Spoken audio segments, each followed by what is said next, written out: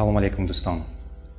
сулҳу суботи кишварамон ба мо имконият дод ки 8 сол пеш фаъолияти алифро шурӯъ кунем ва мо ният дорем ки бо истифодаи соҳаи молия, технологияҳо ва маориф дар пешравии ватани азизамон саҳмгузор бошем.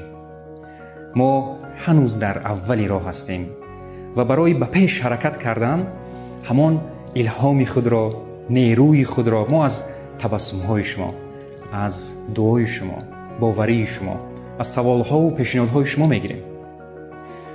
мо ҳамеша интизорем ва шод мешавем ки моро зери омӯзиши дақиқ қарор диҳед ва ҳар як чизе ки ба шумо маъқул нест ё розӣ нестед, онро баён кунед, пурсед.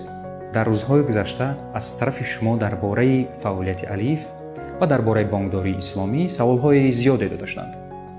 ташаккур, барое ки барои мо ин имконият аст бо шумо дар ин мавзӯъ суҳбат кунем.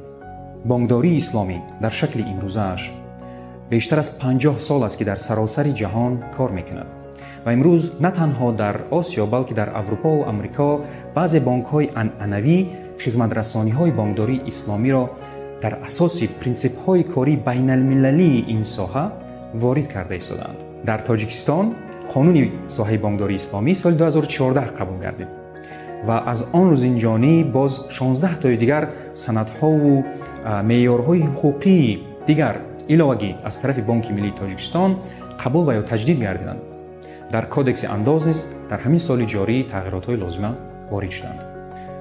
айни ҳол мо иҷозатномаи бонкдории исломиро надорем.